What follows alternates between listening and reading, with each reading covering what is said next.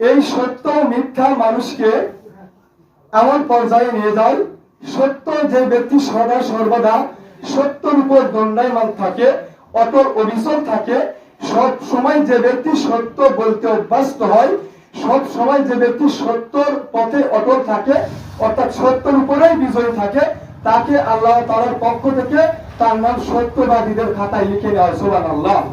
আল্লাহ তাআলা ফেরেশতা রয়েছেন নিযুক্ত, দুজন ফেরেশতা, একজন কেরামিন আর একজন কাতেবিন। ডান কাঁধে রয়েছেন কেরামিন, বাম কাঁধে রয়েছেন কাতেবিন। এই ডান কাঁধে যে কেরামিন রয়েছেন তিনি সব সময় আমলগুলি লেখেন, আর যিনি বাম কাঁধে রয়েছেন কাতেবিন তিনি সব সময় পাপগুলি লেখেন, গুনাহগুলি লেখেন। তো এই কারণে আল্লাহ তাআলার পক্ষ থেকে ওই ব্যক্তির নাম সত্যবাদীদের খাতায় লিখে নেওয়া হয়, যে সব সময় সত্যের উপর অটল থাকে, অবিচল থাকে, সত্য বলে যে ব্যক্তি। কোন ক্ষেত্রে যিনি দ্বীনের বিষয়ে এবং দুনিয়াবী বিষয়ে কোন ব্যাপারে যে ব্যক্তি মিথ্যা বলে না, মিথ্যার প্রশ্রয় নেয় না। যে মহিলা তার শিশুকে কোনো কিছু খাবার নিয়তে মিথ্যা আশ্বাস দিয়ে ধোঁকা দেয় না। যে ব্যক্তি হাসির ছলেও কৌতুক করে হলে মিথ্যা বলে না, মিথ্যার আশ্রয় নেয় না, এদের জন্য অবশ্যই আল্লাহ তাআলার পক্ষ থেকে কল্যাণ রয়েছে এবং সুসংবাদ রয়েছে জান্নাতে। সুবহানাল্লাহ। আর যারা সব সময় মিথ্যা বলে, মিথ্যা বলতে অভ্যস্ত হয়, যে কোনো ক্ষেত্রে, দুনিয়াবী ক্ষেত্রে অথবা দ্বীনের ব্যাপারে সব সময় যারা মিথ্যা বলতে অভ্যস্ত হয়, মিথ্যার উপরই থেকে যায়, তাদের নাম মিথ্যাবাদী হিসাবে মিথ্যাবাদীদের খাতায় লিখে নেওয়া হয়। নাউজুবিল্লাহ। অতএব আমার আপনার নাম যাতে মিথ্যাবাদীদের খাতায় লিখে নেওয়া না হয়, আল্লাহ তাআলার কাছে আমরা এই দোয়া সর্বদা করতে হবে, সত্য এবং মিথ্যার উপর মিথ্যা থেকে বিরত থাকার জন্য, সত্যের উপর অটল থাকার জন্য দোয়া করতে হবে, যে বিষয়ে আল্লাহ তাআলা কোরআনে সব নবী করিম সাল্লাল্লাহু আলাইহি ওয়াসাল্লামকে শিক্ষা দিয়ে আয়াত নাযিল করে জানিয়ে দিয়েছেন। সত্যের উপর অটল থাকার জন্য রাসূলুল্লাহ সাল্লাল্লাহু আলাইহি ওয়াসাল্লাম আল্লাহ তাআলার কাছে দোয়া করছেন। সুবহানাল্লাহ। আমাদেরকে ওই আয়াতের দিকে লক্ষ্য করে চলতে হবে ইনশাআল্লাহ।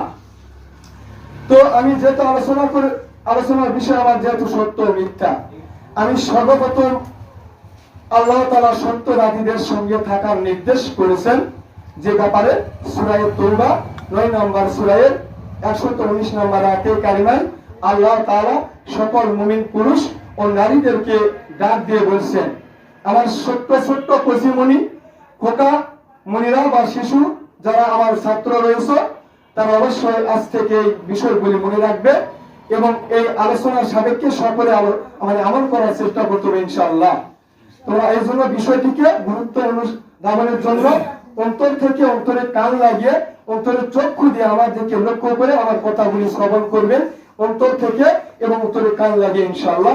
তবে আল্লাহ তাআলা আপনার আমার ভিতরে এই সত্য মিথ্যার পার্থক্যকারী হিসাবে যেহেতু আল্লাহ তাআলা পবিত্র কোরআনুল কারীম নাযিল করেছেন, এই কোরআনে একটা আল্লাহ তাআলা সূরা নাযিল করেছেন, যে সূরার নাম ফুরকান।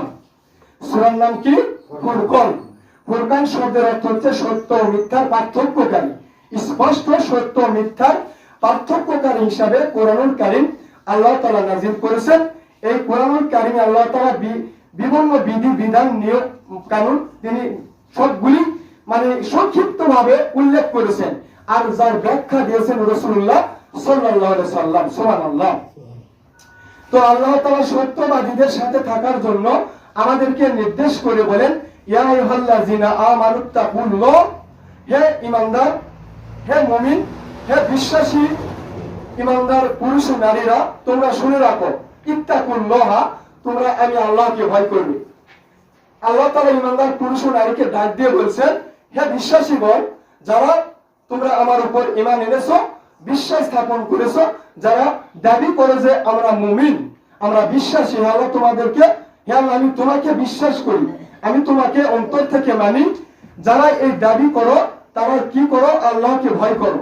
আল্লাহ তাআলা বলছেন, ইয়া আইয়ুহাল্লাযিনা আমানুত্তাকুল্লাহ, হে ঈমানদার মুমিন পুরুষ ও নারীগণ, তোমরা আমি আল্লাহকে ভয় করো, ওয়া কুনু মা'আস সাদিকিন, আর সত্যবাদীদের সঙ্গে স্পর্শে তোমরা থাকো। যারা সত্যবাদী তাদের সঙ্গেই তোমরা থাকো। আল্লাহ তাআলা এখানে নির্দেশ করলেন, হে বিশ্বাসীগণ, তোমরা যারা আমাকে বিশ্বাস করো, মুমিন পুরুষ ও নারী যারা রয়েছে, তারা আমাকে ভয় করো এবং আমার সত্যবাদী বান্দাদের বান্দীদের সঙ্গেই তোমরা থাকো। অতএব আল্লাহ তাআলার নির্দেশ অনুযায়ী তাকে ভয় করতে হবে এবং তার সত্যবাদী বান্দা ও বান্দি যারা রয়েছে, ইমানদার বিশ্বাসী পুরুষ ও নারী যারা রয়েছে, যারা আসলে সত্যবাদী, তাদের সঙ্গে থাকতে হবে। আল্লাহ তাআলা নির্দেশ করলেন অত্তরাতের মাধ্যমে। আল্লাহ তাআলা সকলকে সত্যবাদীদের অন্তর্ভুক্ত হয়ে থাকার এবং তাকে পরিপূর্ণভাবে ভয় করে চলার তৌফিক দান করুন। সকলে বলি আমিন।